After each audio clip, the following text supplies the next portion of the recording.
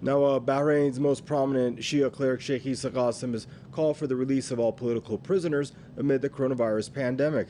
According to Bahraini media, Sheikh Qassim called on the Khalifa regime to choose between the deaths of inmates or their release. He said one of the worst things a government can do is to keep prisoners as leverage for political bargaining. Human rights organizations have already criticized Bahrain over the situations of its prisons. Facilities are said to be overcrowded and lacking proper sanitation. Concerns have also grown recently over the spread of coronavirus in prisons. Thousands of political activists and opposition figures are currently in Bahraini jails as part of a crackdown on a 2011 popular uprising. And now joining us for this news review is Mr. Colin Cavell, author and lecturer out of Bluefield, West Virginia, and Mr. Saeb Shaath, author and Middle East affairs expert, joining us out of Belfast. Gentlemen, I'd like to welcome you both to the program here. Mr. Saeb Shaath, we're going to start with you. Your initial thoughts on the story. See, thousands of political activists, political dissidents, figures, opposition figures, women, and even children in Bahrain's prisons are facing practically death. And that's why you can see Sheikh Isa Qassim has duty to warn and demand their immediate, or the government demand of the government their immediate release.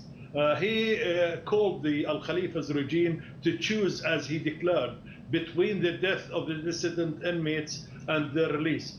And we know the tactic of the Bahraini regime when he imprisoned these activists and even some members of the same family and children in well-known overcrowded prisons, and he treats them in a way to dehumanize and humiliate them. All of that in a way to try to break their spirit and to force them to stop the demand, the legal demand that which they were demanding the regime to allow reforms and to allow the establishment of just and fair system, and that government which reflect them and represent their interests and demands.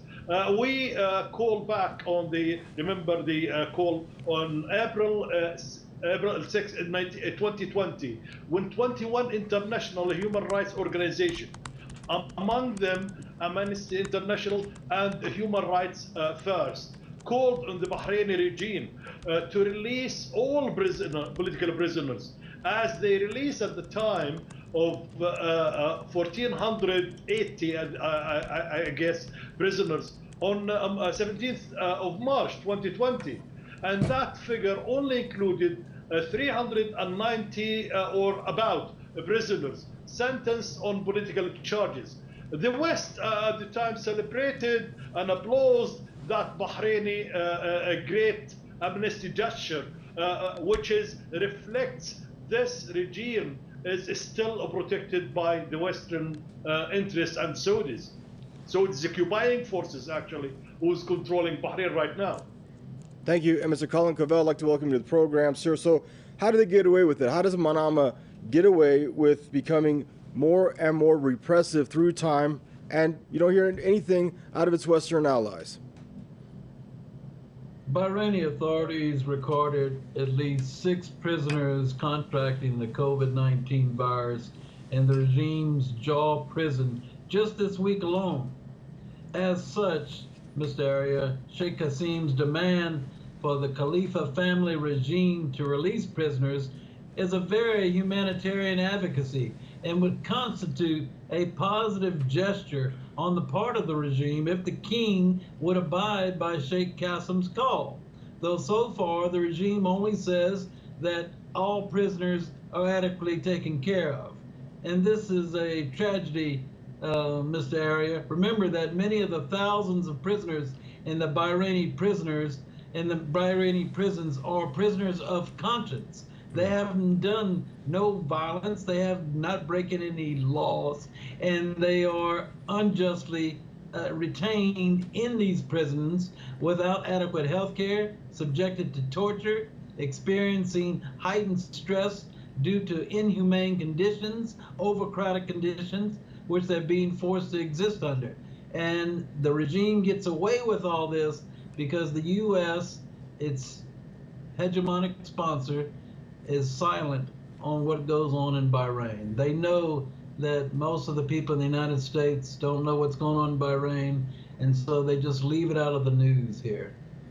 And that's a really good point, Mr. Cavell, because Mr. Saeb Shaath, and that's the point. These are not criminals. These are not people out there for rape, murder, and illicit drug trafficking and whatnot. And here, I'm going to share this with you. This is a blog that I actually covered here on Press TV back in 2014, just before elections in Bahrain. Watch this. Bahrain's, and this is out of a news outlet out of the UK. Bahrain's elections this week are likely to deliver a parliament devoid of opposition representation and dominated, like the current one, by independent MPs rather than political societies. That's Bahrain's version of political parties, which are outlawed in the country.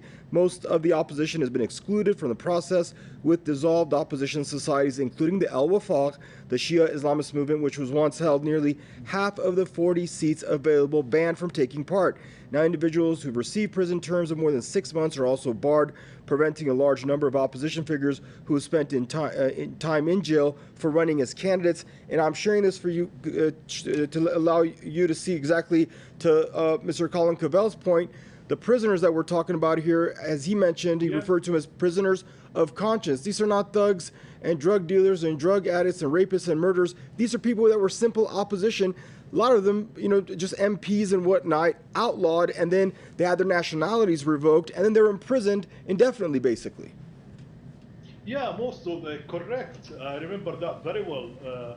Most of the political opponents are activists, human rights defenders, journalists even, and they are still remained incarcerated in there. Among these, there are influential members of the Wafaq party, such as the former Secretary General Hassan Mashamiya and Sheikh Ali Salman. As well, you have human rights activists, well-known human rights activists, Abdul Hadi Al-Khawaja as well, and Nabil Rajab.